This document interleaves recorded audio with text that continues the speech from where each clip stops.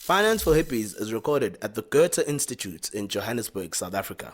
They enable arts and cultural organizations to be more entrepreneurial so they can create a better society. The Goethe Institute does this through a global network of hubs where local creatives act as a driving force of economy and culture. Hit him swag. 2015, cool kid, I met Ndarkie. Ndarkie told me, TeethSwag, I saved him, no ways, dude. I told him, odd over money. I told him, dude, odd over money. 3 years passed and my palm's still not itchy. Bank account still small like MT's peepees. Streets need me, Ndarkie, can you feel me? That's why we got Finance for Hippies. TeethSwag Ndarkie. Who needs a budget? Dude, really? Finance for who? Sounds silly. As I think about it, my credit cards are through the ceiling. You don't need a loan. I'll pay you back. Sasa's kicking in on the 15th for sure. Welcome to another episode of TeethSwag Ndarkie present Finance for Hippies. This is your homeboy Ndarkie. I think I'll say it started good. It's I'm 3/4 of the show. I've been carrying Teeth for I think 6 episodes now, and I'm tired. Teeth, please explain yourself, bruh. What do you mean you've been carrying me? What do you mean you've been carrying I'm the superstar here, man. You hear the feedback. People have been giving me feedback on Insta, saying I'm hot, offering me chains, offering me beats. You know, people, I see you. Please hit that like button on Insta, hit that like button and subscribe on YouTube. We're on SoundCloud, we're on Apple Music, we're everywhere, man. Teeth. Yeah. We're here. Welcome to Finance for Hippies. How to get shit done. It's been, at this point, we've got 1 official episode out. Cue the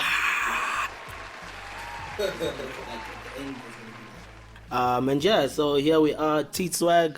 We got a cool guest who is actually in South Africa today. But before we get to our guests and our topic of basically how to get shit done, that could change. See, Funk is here. Shout out to Funk, man. We never send out like shout outs to Funk. Funk's our engineer. Before we get to that, what are we drinking? One of the best hip hop groups called G Unit, G, had a member called Young Buck. And today we're drinking the opposite of the legendary group member Young Buck. We're drinking Old Buck. South Africa decided to rip a page out of G Unit, create a local dry gin, which we're enjoying with some nice orange juice, as Snoop Dogg recommended on his song, Gin and Juice. Yeah. But so that's what we're drinking today. And should I get into introducing our guest, who's just like, for sure, he's just looking at us like we're performing an art piece. It's just like these guys invited me, now they're sitting here talking about their show. But yeah, we got like one of the coolest, most awesome people that I've gotten to know. Not enough yet, but hopefully we'll unpack some cool stuff about him. I met him he actually came to my exhibition last year. And he was dressed better than everyone else. He was dressed like an artwork at our exhibition. Our guest today is Mahlatsi Mel Maredi. Mel is a chartered accountant, right? That's right. There we go. Mel is a chartered accountant. Mel's current focus is in research management, accounting, public financial management, and the education of chartered accountants in South Africa, says his LinkedIn.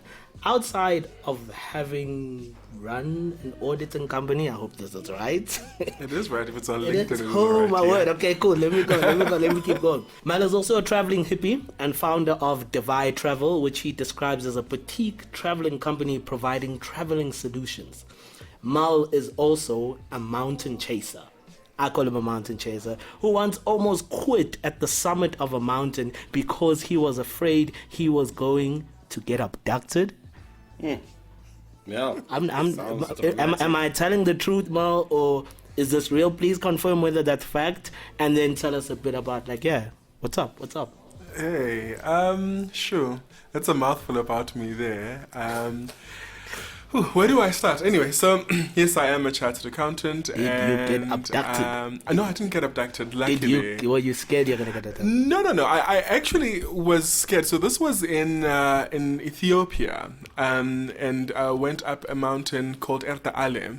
And they were obviously you need to have, because it's on the border of Ethiopia and Eritrea, and if you know the history of what's happening right now, well, before the new precedent between Ethiopia and Eritrea, you realize that it wasn't really the most friendliest of relationships. So every time you go somewhere close to Eritrea, you needed to come with security. And the reason why we went up to Erta Ale was because we wanted to go see the one live volcano in Africa. Well, I mean, there's a couple of them, but this one is in Ethiopia. And the reason why I really wanted to quit was not because I was afraid to be abducted. I was just tired. And we just kept on going. This guy said to us it will take 2 hours to get to the top. And guess what? Like 3 hours, we were still going. And we kept on seeing the flame. We kept on smelling the live volcano. But we just kept on going. But I didn't quit. I got to the summit. I got to see the volcano. We got to sleep just right next to the volcano, which was so much fun. Yeah. Sleeping on a volcano sounds magical. I'm sure it reminds Teeth of the time he used to sleep next to Mpaula there, making the hard.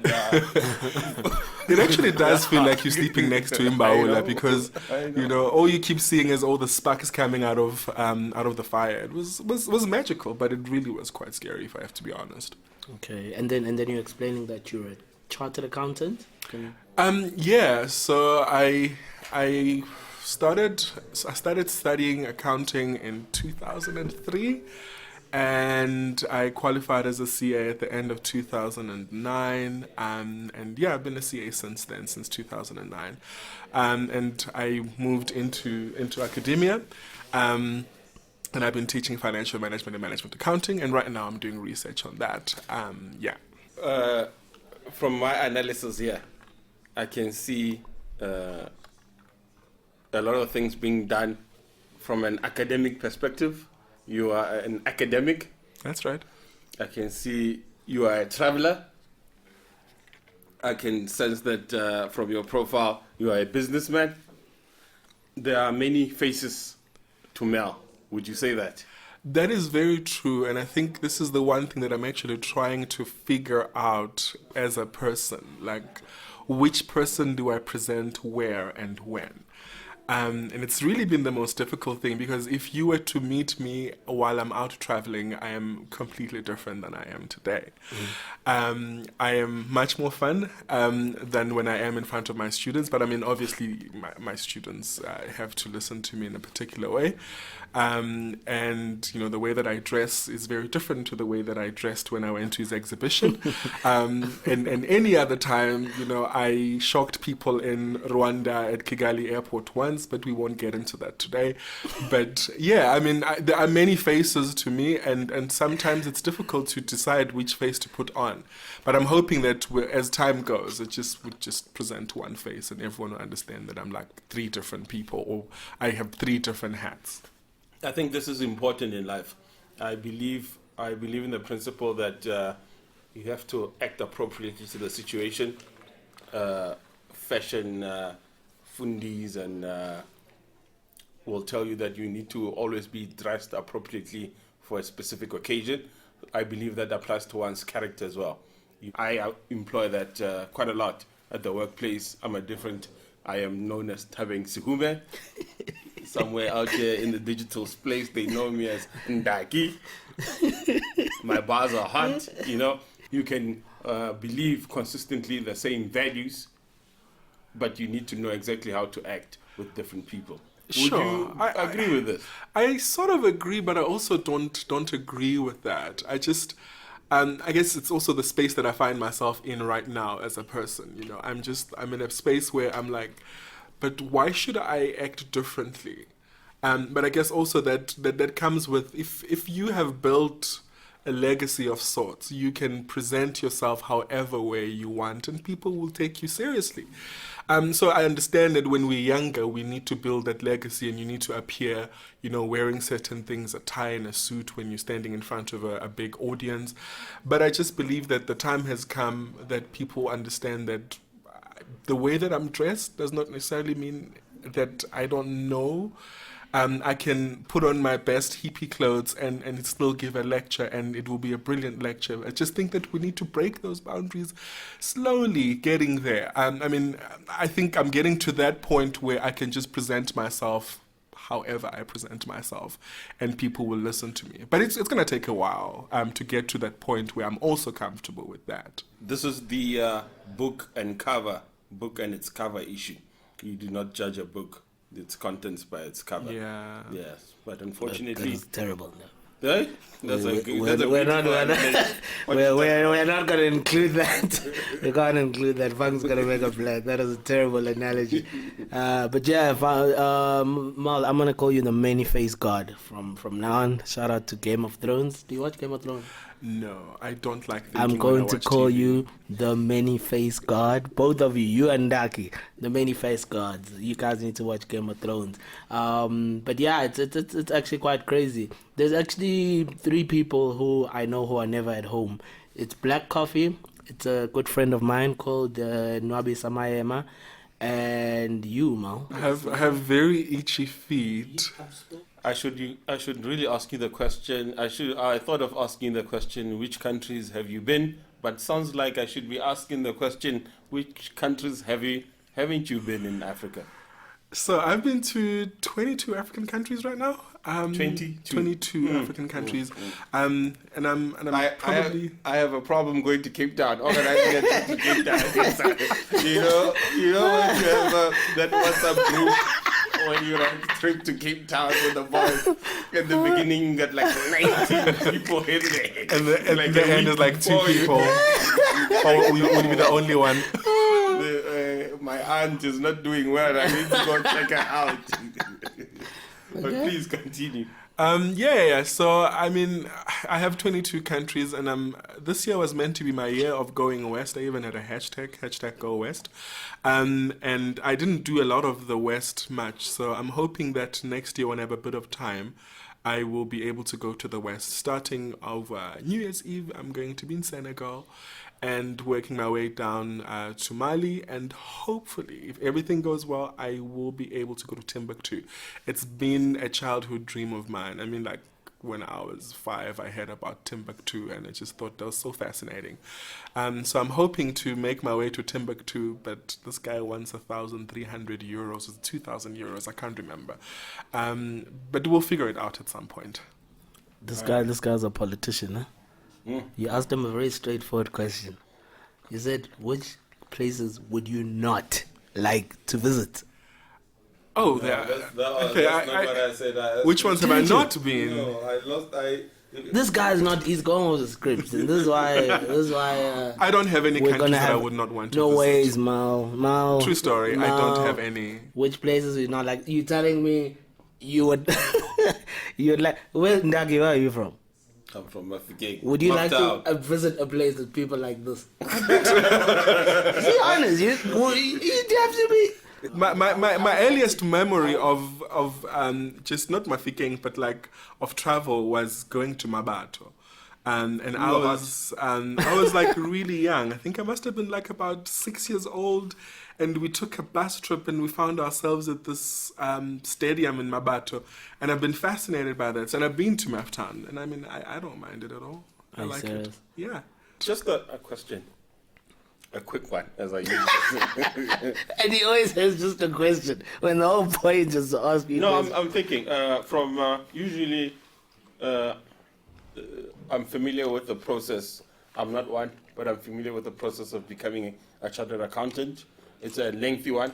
You're from the undergraduate degree you have to do, to the honors CTA, I think they call it, to the articles. All these things really require time to be dedicated to it.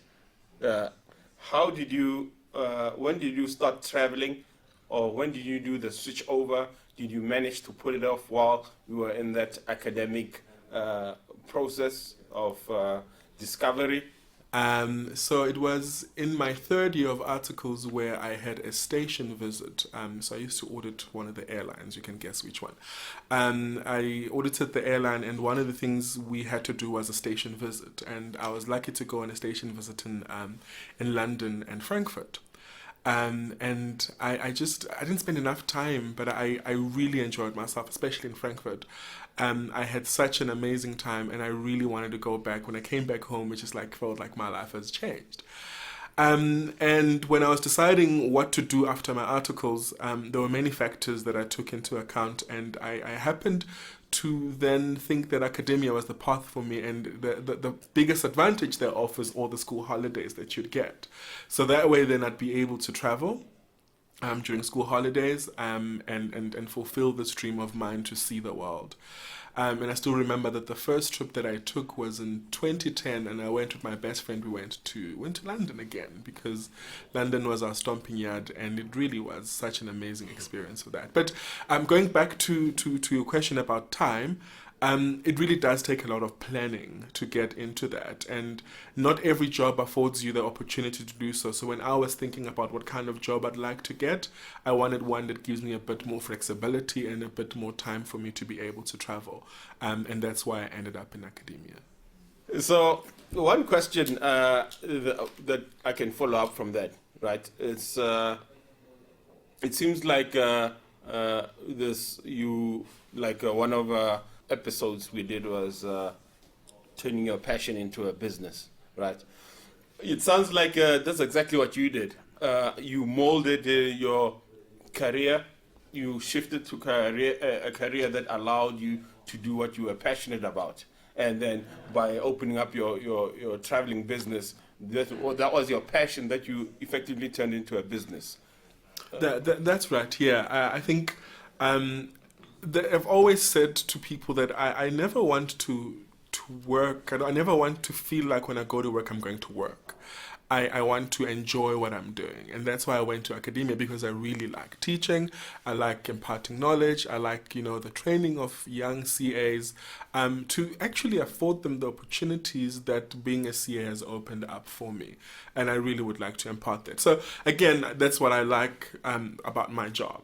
And that's why then when I thought about, when I'm done with this, what do I want to do next? I mean, every day, every time I was bored, you'll find me looking up a place to go, and all the readings that I do when I'm not doing academic reading has got to do with some place or other.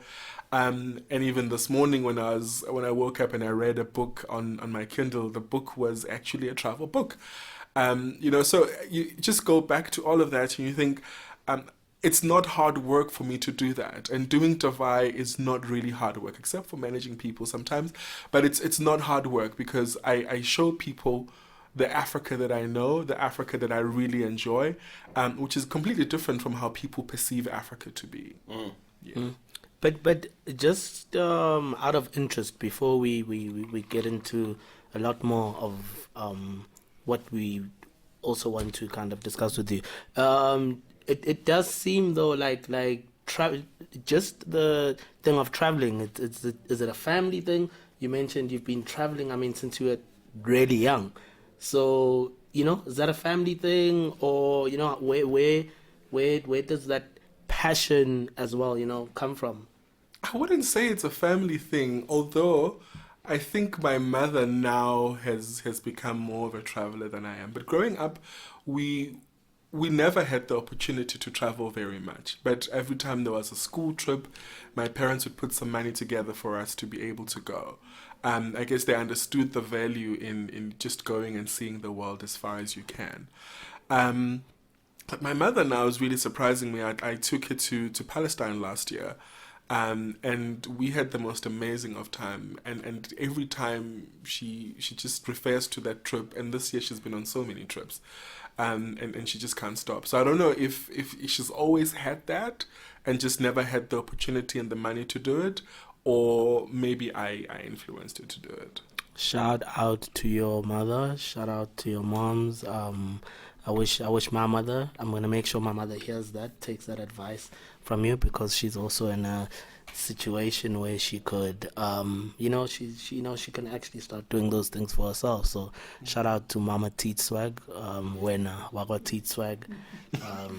I almost said Itagazelo Zaga TeethSwag, but they too hard. They too hard. They too hard. I don't think you guys are ready. But I think that's beautiful, man. And yeah, well, it's good to see what you're saying is catching on. Ndarkie, yeah. How do you not only organize a trip, but how have you organized your life in order to do so many things? I mean, academics take a lot of time. You've ran an audit firm, which took a lot of time and money. You've done all these things. How do you do things? Why are you so efficient? So I think it was in 4th year at uni when I learned that I can't afford to sleep for 8 hours a night. How many hours do you sleep? It depends. I'm a natural short sleeper, so sometimes 4 hours, if I'm lucky, 6 hours, and then if it's like really Christmas, this I've done 8.5 hours. The difference in Ndarkie goes in hibernations. I can push a good 12 uninterrupted. Well, once a while, I have something called like catch-up sleep, but every other time, I think as an adult, 4 hours is more than enough. Maybe 6. Okay, let's just be realistic. And how's as my Caucasian people would call it, your crispness? Are you sharp during the day? Yeah, I am. So I mean, the one thing that I've learned is because I monitored my sleep and that I only go into deep sleep for about 4 to 5 hours. I can't go to deep sleep longer than that. Any other time, I'm just tossing and turning, so that's a waste of time. You may as well just do other things with that. So I learned that I can function with 4 to 6 hours a day. And with that being said, then I just then took my life and I compartmentalized that into that, So there would be time for work, and there'll be time for me to do socials, and there'll be time for me to be with myself. And the new buzzword right now is self-care. I still manage to put that in there. So even if it's not sleeping, I do other things for self-care to just make sure that I just get the energy. And believe it or not, I am an introvert, so I do need a bit of that time alone. Yeah. Mel, that's 20 hours, 19 hours of sleep. That's a lot of hours you have available per day. How do you efficiently use these hours to get shit done? So I think the biggest thing is just planning what you will do with the time. And sometimes it's a bit difficult, to plan everything to the T. But at least in the morning when you wake up, you have an idea what it is that you want to do. So what I tend to do is I have a to-do list every day. And I learned that during my days of articles because I used to forget things and I get in trouble for that. So I have a to-do list. I write down all the things that need to be done, and I just set like targets for myself to say this needs to be done at 5 p.m. And once it's done at 5 p.m., maybe then I can just go and see people or maybe go out for drinks or whatever it is.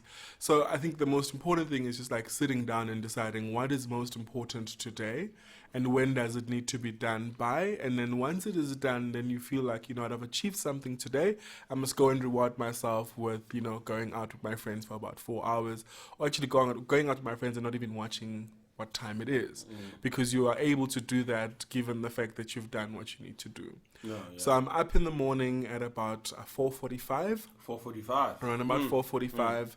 I'm up in the morning and then I just do a quick meditation. And a couple of years ago I used to run, but I don't anymore. But I'll do it again soon. What? We can't tell. Mal looks like he's in the gym 4 days a week. Stop playing, Mal.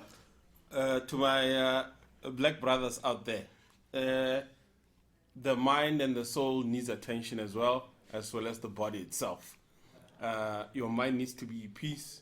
There are things that can help you find peace. Meditation is one of them. And I love that. I love that you even said that. Google, YouTube has a lot of videos on different things. I think there's some value. You don't have to subscribe to a religion or whatever, but I think there are some benefits that you can get from medication. Medication as well. I don't take medication, but I meditate. That Prozac, that Xanax. It would be interesting to grab medication and meditate at the same time.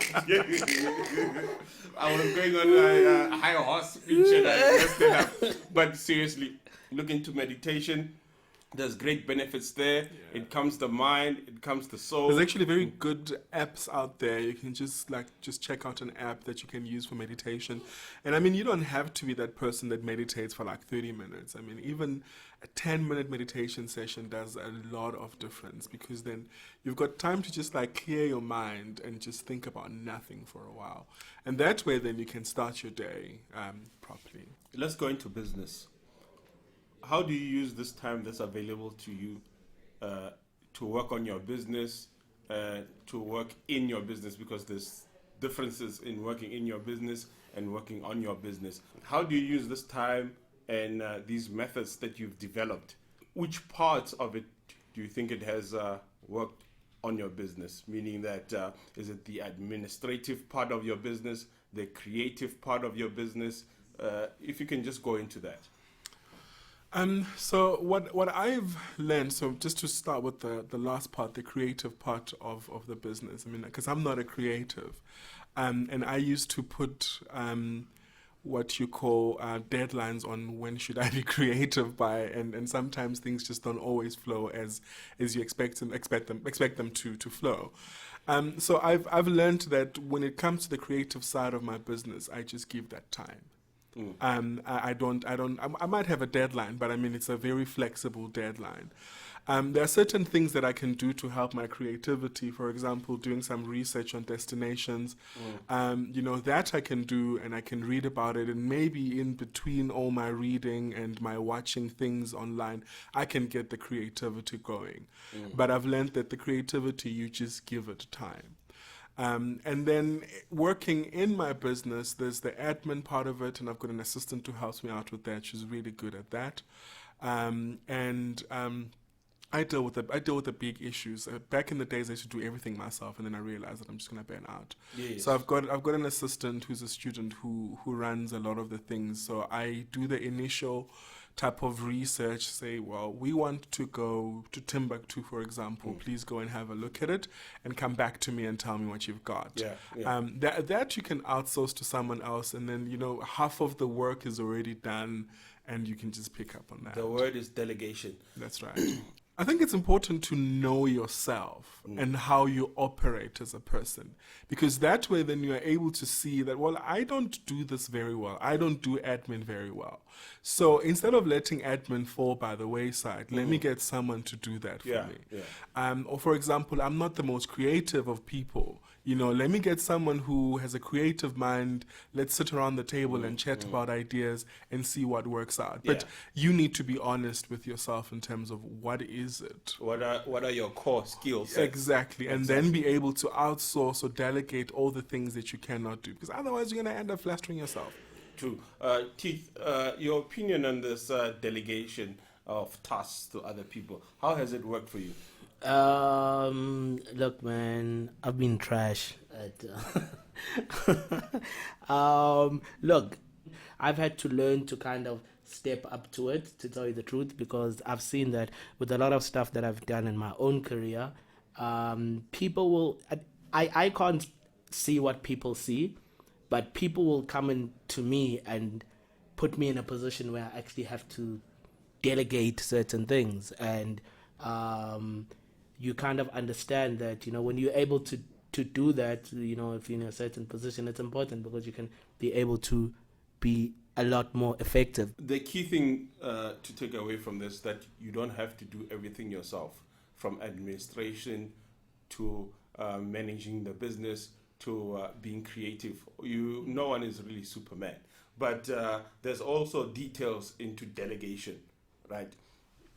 Delegation, when you delegate a task or a duty to someone, Mel, you will also jump in with what you have experienced.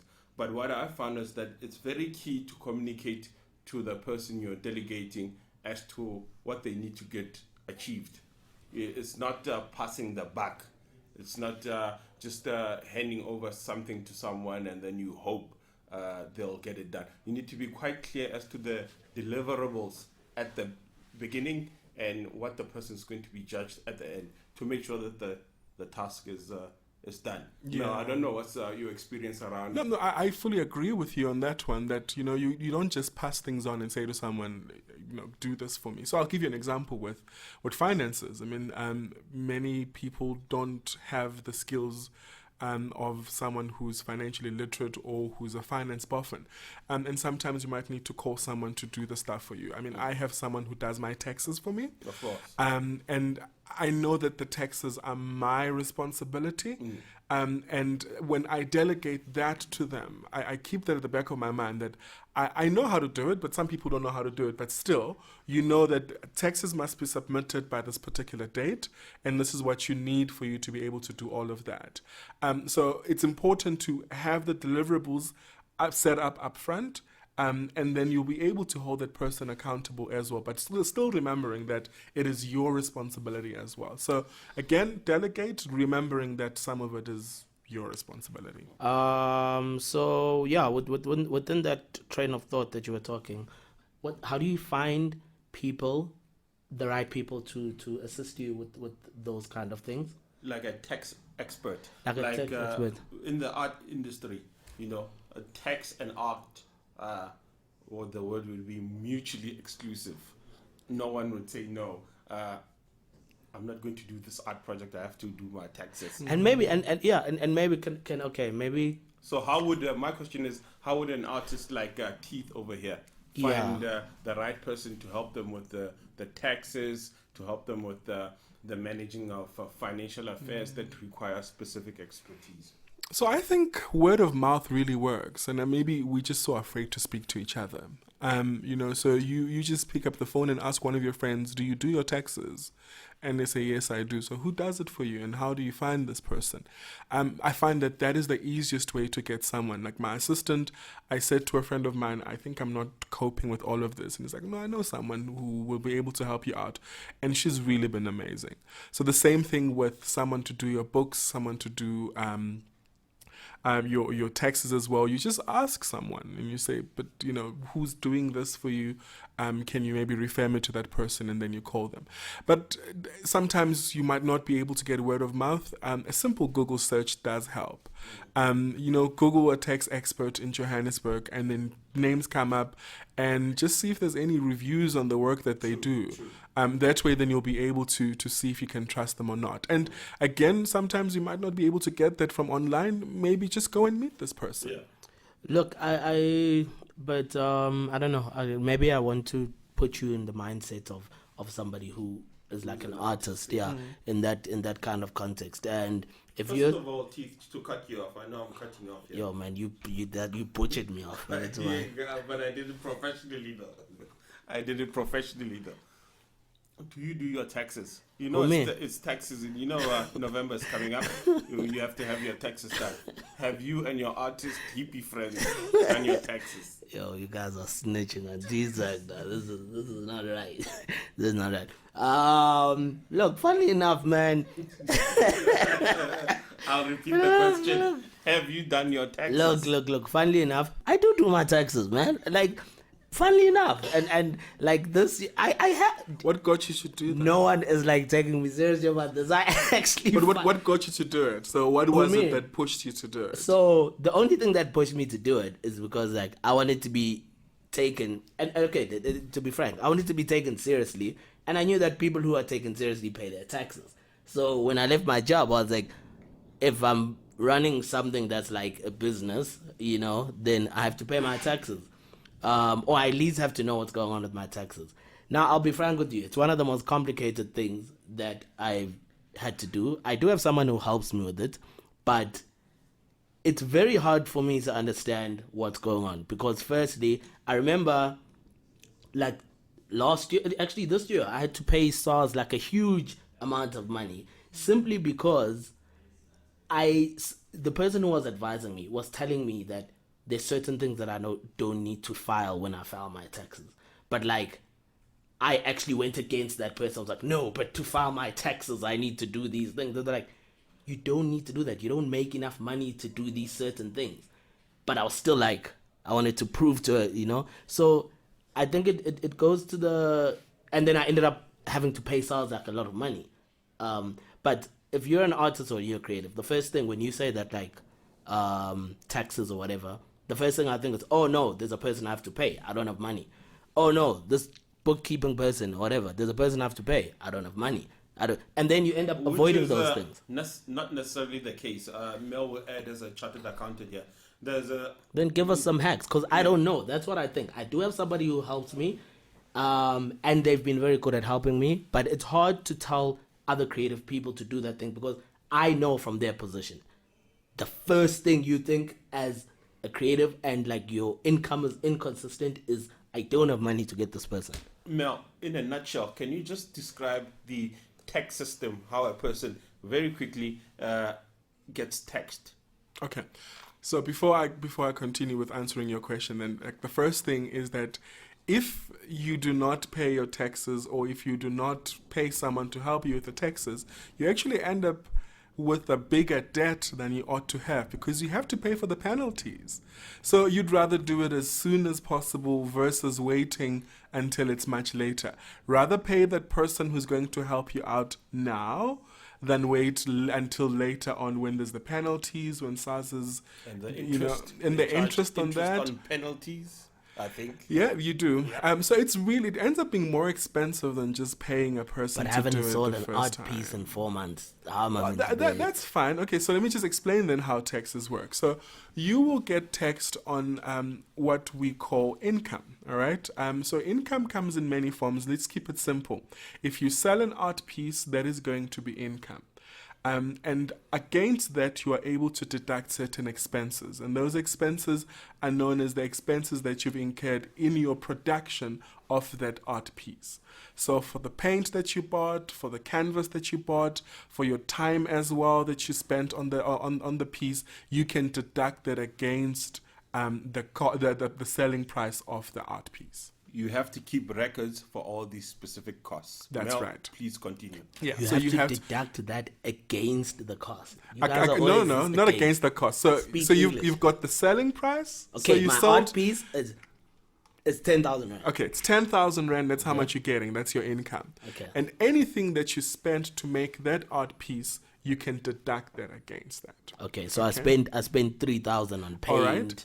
on muses, on. So now you left with like 7,000 rand that you must pay And tax on. muses includes the ladies. The- That's how he's saying. No, you can also have guy muses. If ladies are tax deductible Mels, you'll have to You can also have male muses.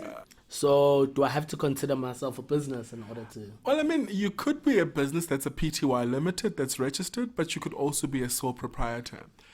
So because you went into business, whether you registered as a formal business or you are a sole proprietor, you actually have gone and become a business. So then you'd say 10,000 minus the 3,000 rand, and then you're left with 7,000 rand. Okay. And now what we then do, we take all of these little profits, I call them profits loosely. I take all these profits and I put it together and I calculate how much your taxable income is. And from that I can calculate So what... from my 7,000, you still want to take a bit of a bag. Yeah, everyone my has to profit. get... But remember, okay, so... My bag is 10,000, and you're telling me that. So Yes. so when I report to SARS, I say my art piece was 10,000. It cost me 3,000. And then SARS wants that 7,000. No, they in don't my want bag. the 7,000. They are going to tax a portion of that 7,000. So they're gonna take a bit of my bag. They're gonna take like.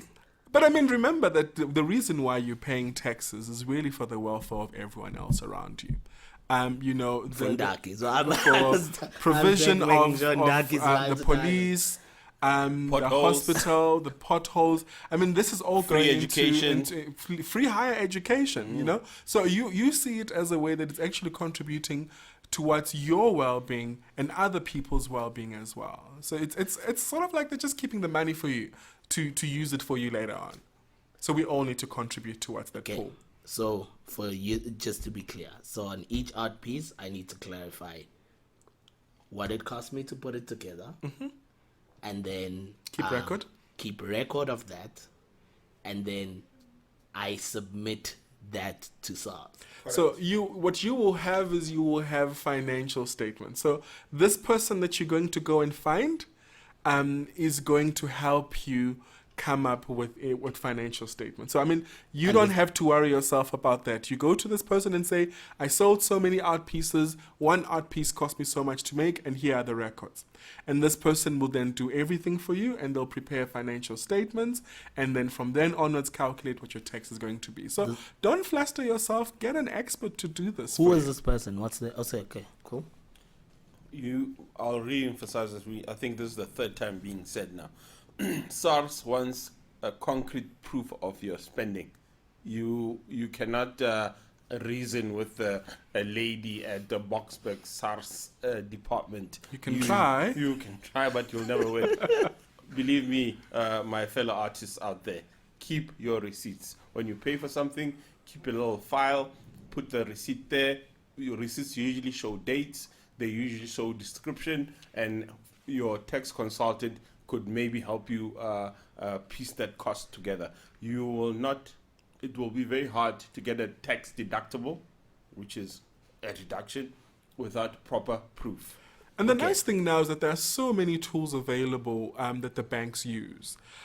You can actually use your bank statement if you have a business account to be able to just track the income and the expenditure, and they can even populate financial statements for you as well. So when you go the system will do that for you. So when you go to the bank, when you go to the bank and you tell them you want to open a business account, they can help you come up with a system that's going to be able to record how much was coming in and how much came out, and you should be able to work well with that. Cavitec doing this.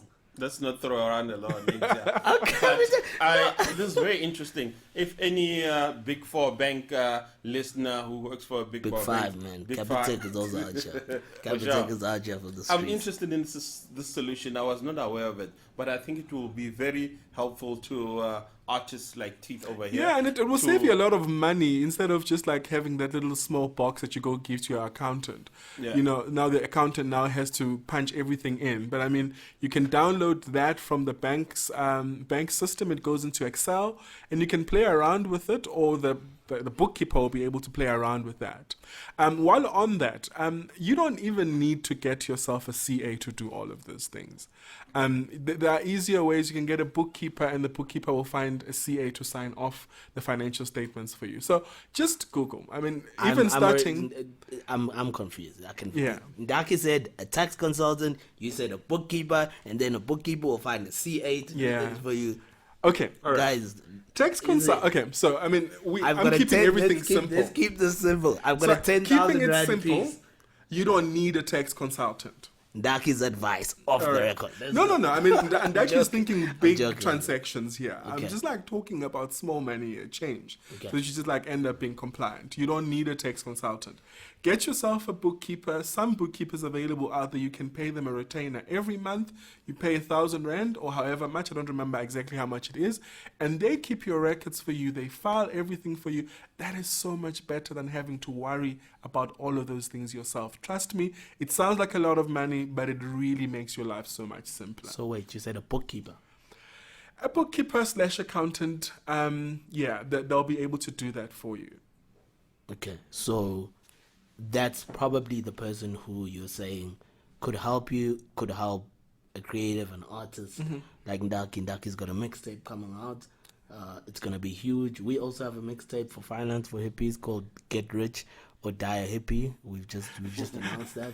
It's gonna be hard. It's gonna be the hardest mixtape that's to come out. So you're saying that something critical is if I'm a creative right now and I don't know how to look after my bag, I don't know how to get shit done, I know I can create like insane stuff. You're saying that it would be helpful to look at the services of someone like a bookkeeper. Like we said before, this is a portion that it's best you delegate to someone with an available expertise to help you. And it doesn't have to be necessarily a CA. It can be a bookkeeper, a tax consultant, someone who has the relevant knowledge to help you with what you're trying to achieve. Okay, cool. The last thing we need is another Lauren Hill situation. So. Yo, Mal, let's not get into Lauren Hill. That's future pay. Lauren, if you're listening, Lauren and me are gonna be like Madonna and Basquiat. I hope she pitches. Madonna and Basquiat, Lauren and TeethSwag. So, Mel, let's go into actually building a business, right? What have you found that you needed to do? You mentioned that your business is now on the come up. Please give a shout out to your business, your travel company. What's the name of your company? So my travel company is called Davai, and you can find us on Instagram, Davai_SA. Or you can just check out our website, davai.co.za. So basically, my business has got two parts of it. The first one is group travel. Yeah. So if you are young or young at heart and want to experience the continent on a shoestring budget, hit us up. We'll take you for a weekend, 6 days, 5 days, somewhere in the continent, and you can enjoy the nightlife, you can enjoy what the city has to offer. There's very little sleeping, and there's a lot of fun for everyone. Whether you drink or you don't, there's always something for everyone to do. And it's really a busy couple of days for you to just get into the cities and understand that the cities are really awesome. In building this business of yours, right, we spoke about administrative duties that one can or cannot delegate. But there's a other section where you actually have to build a business, where you have to come up with packages for people, for groups, for individuals. How have you worked? How did you manage to get things done in that section of building your business? There's working in your business, and there's working on your business for it to grow. What have you done to do that? So I'm still learning every day on the best things to do and how to get more traction and get more money coming in from the business. And I think again, patience is important in all of this. You know, you have all these marketing plans, and sometimes you just need to sit back and think, oh, is this working or not? I mean, so looking into the type of business that one gets into, you need to understand the industry very well. So for example, travel is a luxury item, you know, regardless of whether you want to say I'm doing it on a shoestring budget or not, but it's a luxury. You don't get people sitting there with 20,000 rand waiting for a weekend raha in Zanzibar, for example. If things are not going so well with the economy, what tends to happen is people just cut off on all those luxury items. So I need to be cognizant Except of that. art, by the way. Oh, really? But art is one of the industries. Funk is us over there. Hey, funk is messing up our sound. But art is actually one of the industries that didn't suffer from the recession. But anyway, please continue. Just on that, how would you describe art, Teeth? Is it a luxury item?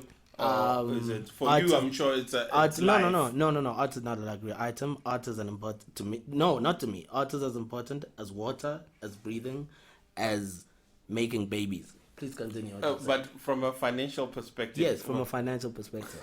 making Yes. babies. Yes. But let's. Please continue. So people will And just I'm willing not to travel. defend that in the So court people of will law. not travel. They'd rather buy art and water in when there's a recession, for example. So you need to understand your business very well. And stay abreast with all the changes and how you can then innovate around all of that. Speaking of art and art being life, one of my favorite artists is Mr. Michael Media Soy. X, I've heard you like it. Sorry, who's that? Michael Soy in Kenya. And what he's done, and I think this is why I want to share this, is that he sells big art pieces that are really expensive. I can't afford them. But what he's done is that in his studio, he sells these beautiful bags that have got like the paintings on them. And they sell for something like 600 rand versus the art pieces that go for thousands of rands. And this is a way of understanding that people will not always have money to buy the big items, but I get a lot of foot traffic in my shop. Why not sell the small bags? Why not sell postcards of my art that I've replicated? That way, then you still have some money that's available to be able to pay for the rent and all sorts of things. Then it goes back to you must understand the business that you are in and how that is affected by the economy. So you need to be listening when someone says there's a recession in South Africa. You must just then maybe understand what that means for you and your business. So I'm learning that as a business owner as well, that not everyone has money to travel, and there will be times when they don't have the money. What do I do when that happens? I'm still trying to get the answer to that as well. For me, in my mind, I would categorize that as revenue generation, right? That's understanding what other factors will impact your revenue creation. Let's go into costs. How do you manage costs in your business? How do you contain costs because they tend to grow? How do you work around the cost issue? How do you record costs for your tax purposes and the like? Okay, so I'm going to get a little bit technical now, but just please stop me at any point when you feel it's a bit too technical. So there are two types of costs. There will be direct costs, and there will be indirect costs. So it feels like I'm giving my man a class now. So direct costs are those that are directly associated with whatever it is that you're making. So if you're making an art piece, the paint costs are going to be a direct cost, the canvas, and so on. So that is a direct cost. So that you incur when you are making a particular product. Okay? And then the other part, which is the indirect cost, that's where most people worry about how do I contain this cost, because some of them are not in the generation of the art piece. So I need to pay for rent. I can't not pay for rent because, I need a studio to work in. I need to be able to sell the items from there. So you get that indirect cost. And that's where a lot of the worry comes in. So what I tend to do with that is I tend to just go for a model that has less indirect costs and work more with the direct costs. So if I'm able to work at a garage at home to make my art, I would rather do that versus now going to rent a studio and now you have to pay for the rental every month. Okay, so you decide. You decide what it is that you want to do, but ideally, I would rather have more direct costs because then you know that you're spending this to make the painting, and then you're able to sell the painting and you can recoup the cost from that. And all those other things, such as now I need to have a full-time employee, that's what causes a lot of stress because now you have to worry about paying this person at the end of the month. You have to worry about paying electricity and rent and all of those things. Those things are indirect, but they're actually very important in making sure that your product actually gets there. So my management of costs, that's how I tend to do it. I tend to go with a model that is more direct and less of the indirect costs. So instead of getting an office, I would rather go work at a co-working space. I would rather go work at a coffee shop, instead of now having to worry about at the end of the month, I have a bill to pay for that. I think this is the strategy that Teeth employs a lot. Teeth? Yeah, I think I completely agree with what you're saying. It's a model that I would just say it's more practical. I'm speaking from somebody in my kind of position as well, obviously, but and I think it you kind of touched on something that I've been wanting to somewhat get into when we wanted to kind of ask you when it comes to running a business, what are the kind of main kind of things you think need to be in place to get your business to function as well? I'd call them the pillars. The pillars, Pillars, minimum structures you have to have in place for you in order to really call yourself a full functioning business. We spoke about administration. We touched on revenue generation and containing of costs. What other pillars would you say are important? I think the last one, there's many, but the last one that I want to emphasize on is your customers. Whoa! You don't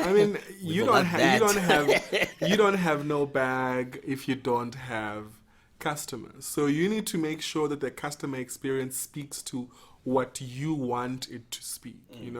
You don't want to be that artist that everyone always speaks about and says, well, I don't like Teeth because Teeth is not very nice to me, doesn't care about how I feel about his art piece. He never talks about his art to me, and so on. So you must really worry a lot about how you give service to your customers as well. Yeah, that sentence is grammatically incorrect. I don't like Teeth. If you typed that on Google, Google would correct that mistake. It did. Everybody likes Teeth, right? TeethSwag is here. TeethSwag is he's an artist of the people. No, yes.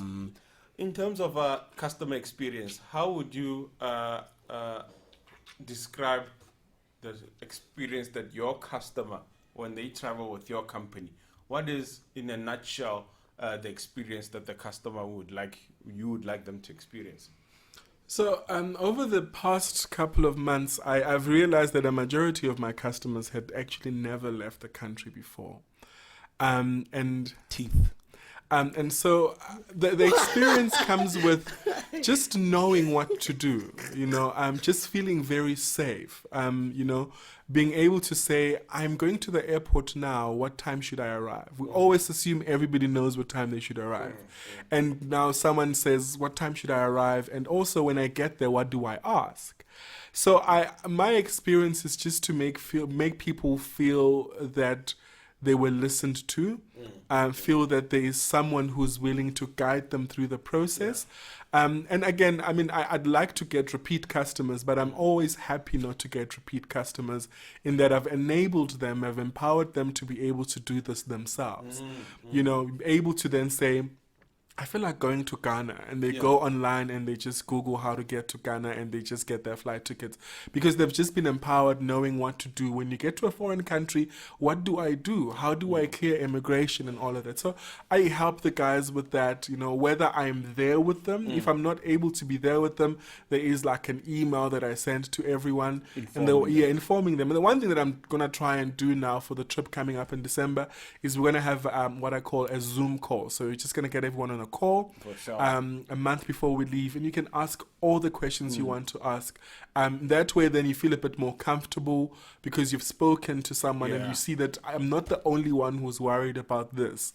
Where are you guys going in December? So that's like the most epic of trips. So this is like proper shoestring. We are going into 4 countries. And they're in East Africa, but it's really express.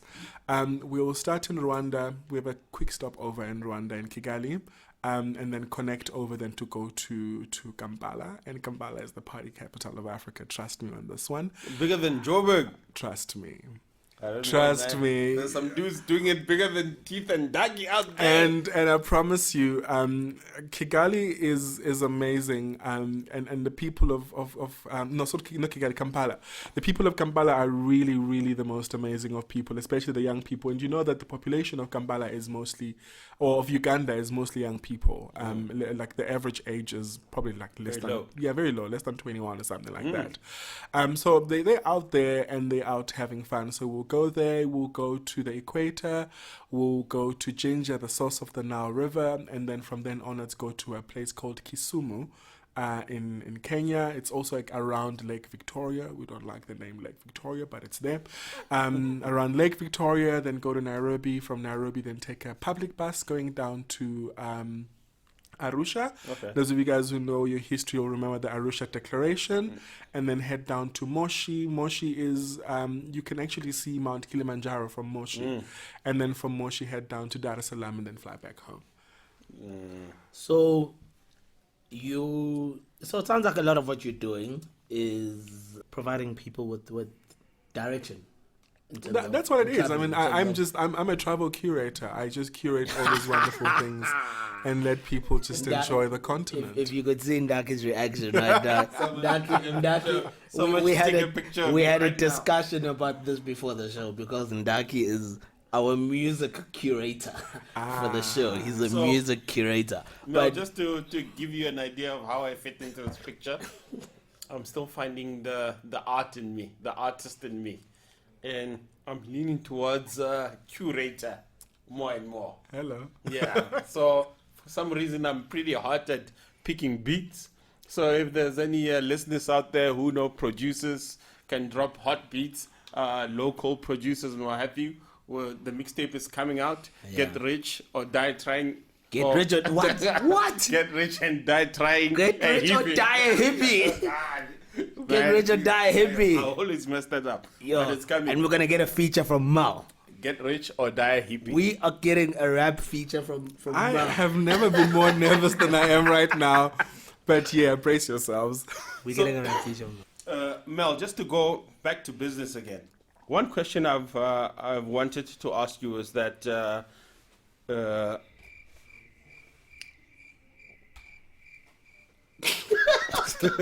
man, this old buck is speaking again. Shout out to Old Buck Gin. Shout out to Old Buck Gin. Make sure to edit that. No, do not edit No. that out. Yes, this is actually a good question we thought of earlier. One question that I want to ask you is, with your travels, you've encountered a lot of cultures, and obviously people do things differently in different cultures. From a business perspective, how do you find that other people are running their business in different countries?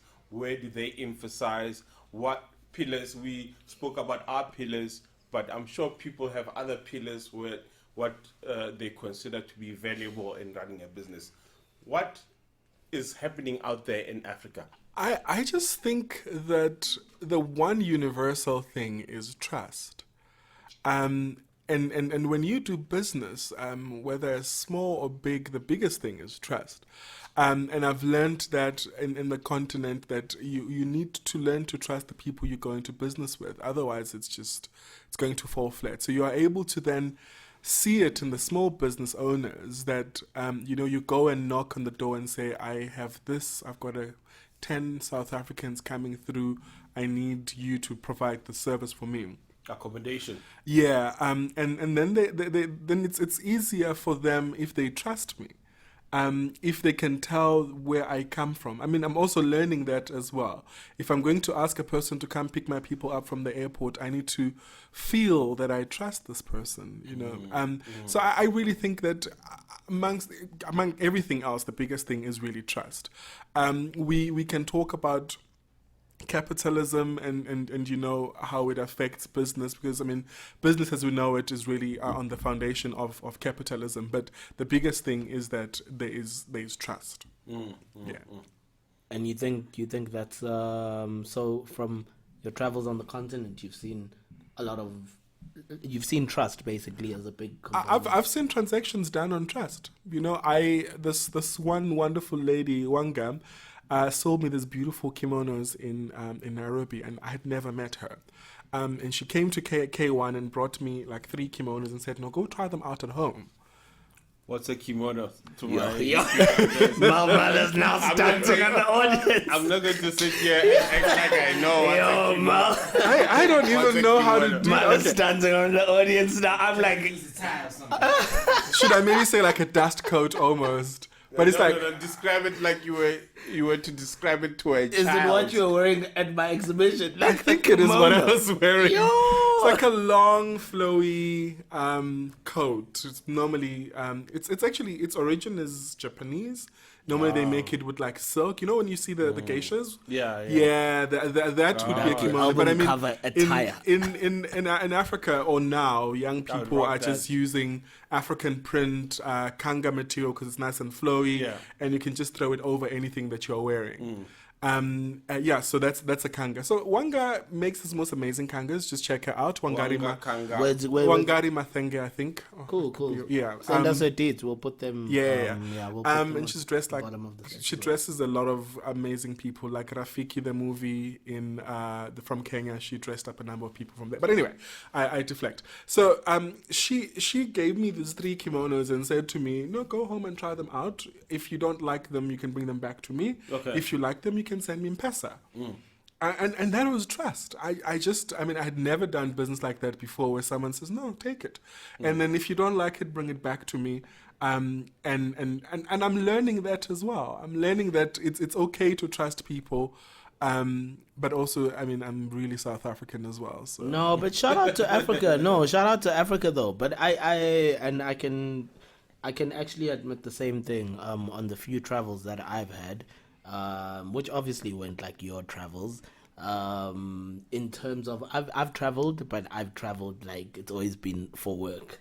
But I have kind of found what you're saying, and I do think it's something that is actually inherent in just South African way of doing business, the trust thing, especially in the African way of doing business. And in truth, I think it is something that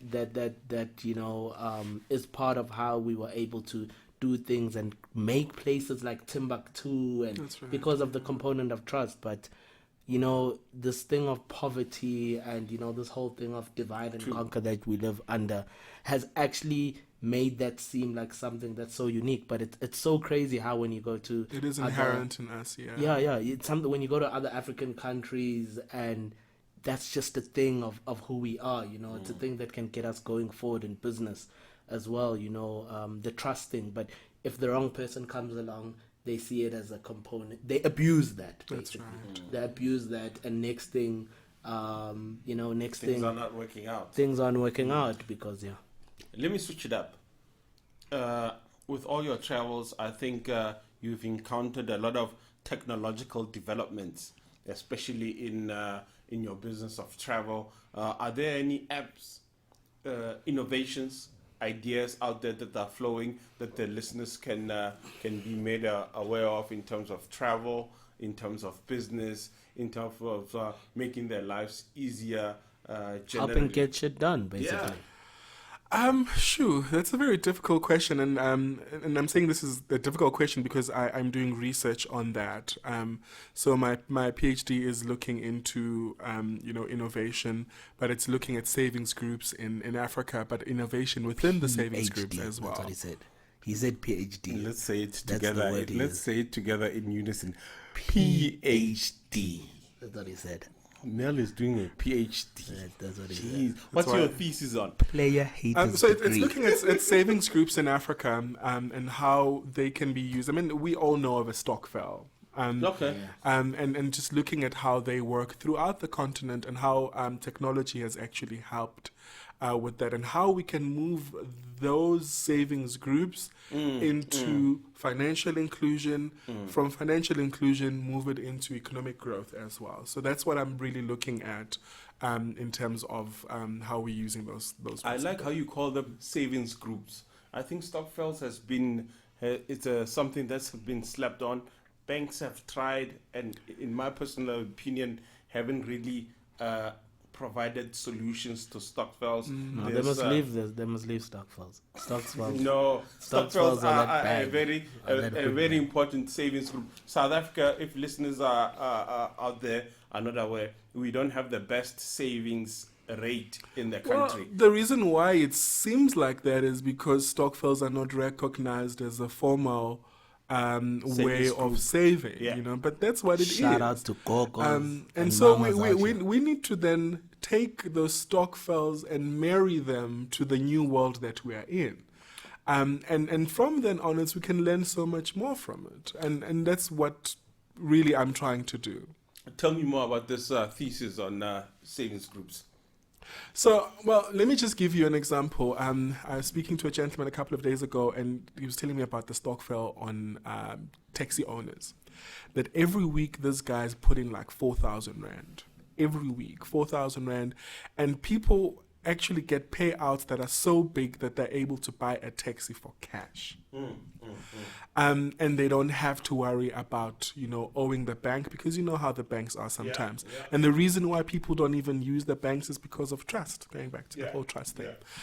yeah. So my thesis is really looking at how do we move these Stokvels that are just participating so largely in the economy?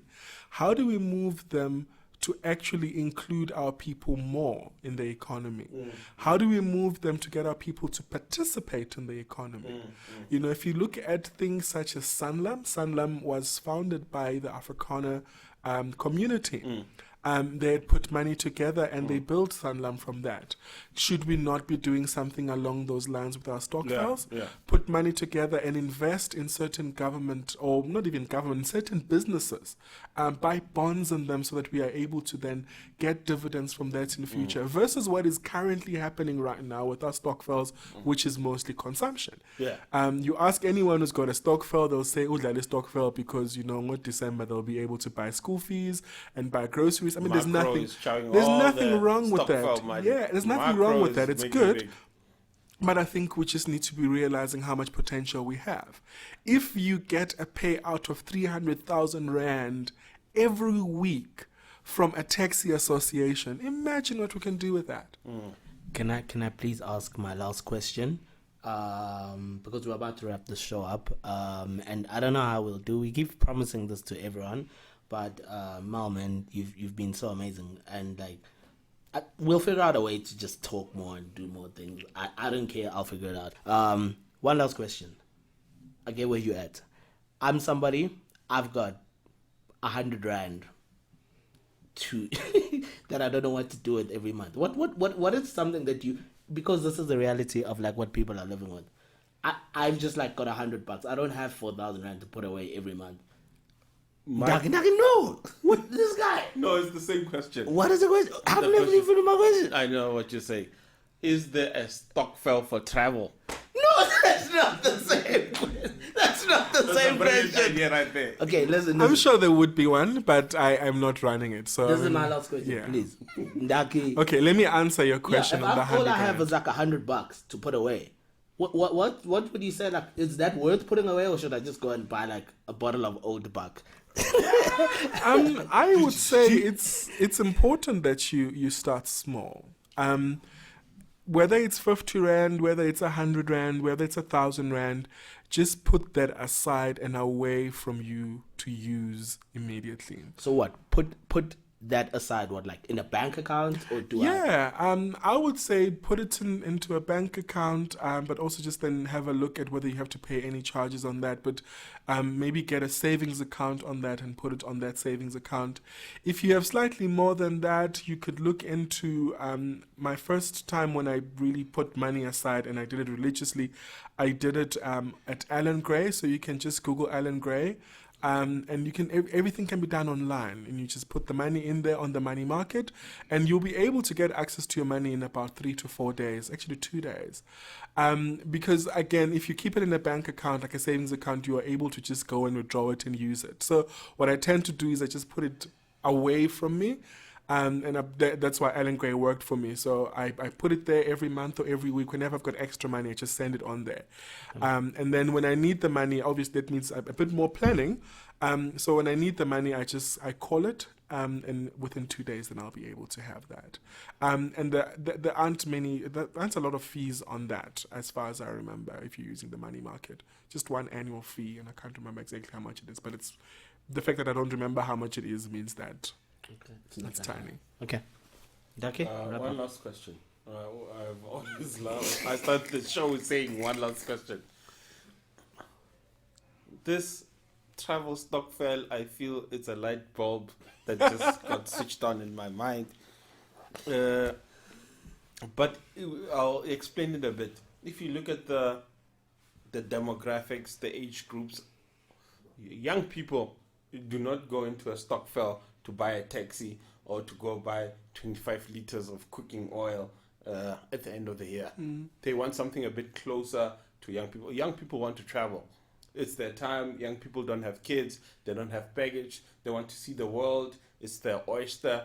But usually in organizing a trip, in eventually pulling the trigger and going into the trip, it's an issue. Stokvel and traveling are not really that far away from each other. What do you think about this idea? This is a Ndarkie idea. This is a Don Salamanga getting the bag idea. I'm not even going to include Teeth on this because this is my shit. What? Fuck you, nigga. I think it's a brilliant idea. I know people who actually started a Le Creuset Stokvel. So what was that? A Le Creuset Stokvel. You know those Okay. fancy pots? Okay. And yeah, so they started that. Okay. And they're happy that they did it. And I think if this is one way that you can get your dreams to come true, go for it. You know, get a few friends together, put the money together, and save for something that you want to do. On the same breath, because of the research and the passion that I have for what I want, the model that I'm trying to build is, we should be, putting money in a stokvel for travel, but I just think we should also just start thinking about long term as well, and not just for immediate consumption. It's very difficult, especially for young people to think long term. It's always like, I want this now and I will get it now. And no one thinks about what's going to happen in the future. But we need to think about the future. And again, anyone listening to this podcast who's an artist, actually not really artist, but anyone, just remember that in as much as you have nice dreams to, buy this nice car, go to that holiday, you must also think about the future. Retirement. Are you putting money away for retirement? What's going to happen when you turn 60? Imali yomndende is not enough. Some people are not used to just living on 2,000 rand per month. Will you be able to do it when you're 60 and the bills have run up? Yeah, that's a true question. I think we have one last question. I'm good. No. This is really a wrapping up question that we have standard. What does the future have in store for Mel? For the first time in my life, I don't know. And it's the scariest thing ever. I've literally packed up my life and I moved into a new country. I don't know what the future looks like, but I know that the future is bright because I've prepared for it. Preparation. But I don't know how it's going to look like. And I'm excited and scared at the same time because all my life, from I started school when I was 5, all my life, my entire life has been planned out. Even when I went to uni, I knew that these are the modules I'm taking, and when I did articles, these are the clients I'm going to be working with. I sort of knew my path. And now for the first time in my life, I am just throwing caution to wind, is that how you say it? And I'm saying to myself, just live and figure out what is going to happen. And I have prepared for the future. Should things not go right where I'm going, there's always home to come back to. I've got the skills. There's the world as well. It's waiting for my skills as well. I don't know what the future holds, but I know the future's bright. For sure. And on that bright note. No, not on that bright note. Not on that bright note. Look, I know that we can just close off the show like this. Ndarkie can save his cheesy endings to the show to tell people to subscribe. Ndarkie, you're gonna close it, but I just want you to give us this can be the ending, which is unplanned. But I just want to know what. Just tell me something about love in everything, in all of this. What is love to Mal? And we can close it. You can ramble, but where does love fit in all of everything that we just discussed? You actually make me want to start saying there's love of children, the love of God. You know the song, right? But anyway, that's a very difficult question. I don't know where love fits in. And by love, I need to understand whether you mean romantic love or general love. I think in the broadest sense. In the broadest sense. In the broadest sense. Since, dude, and it's crazy because just the generic thing is you're one person who has that about you. And I think everyone who's listening to this interview, you've got just a love of yourself, of life, of what you do. It's one thing I've known about. It's just something that you project to people. So I'd just be interested in that, and we can close off on there, We are sure about the bag, about money. Ndakie's mixtape is coming. Rise and Fall of Dan Salamanca. For sure. But let's wrap up, Love. I just want to know how, you actually are, you're a person who's about love. Dude. Yeah, and really everything is love.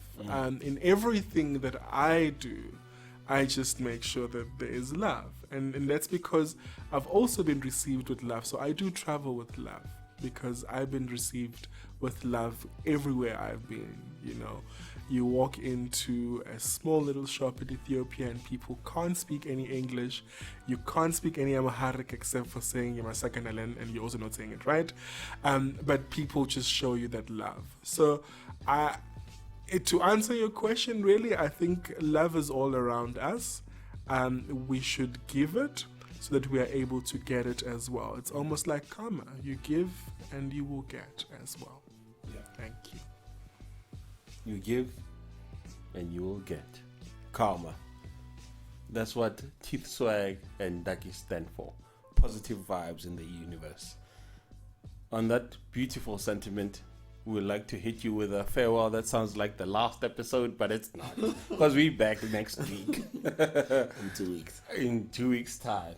And for that, that's another episode from the good fellas, Ndarkie. And Teeth, Dr. Tooth God Swag. For sure. Check you next time. Make sure to hit that subscribe button, hit the smash like button, any button, just hit it. For sure.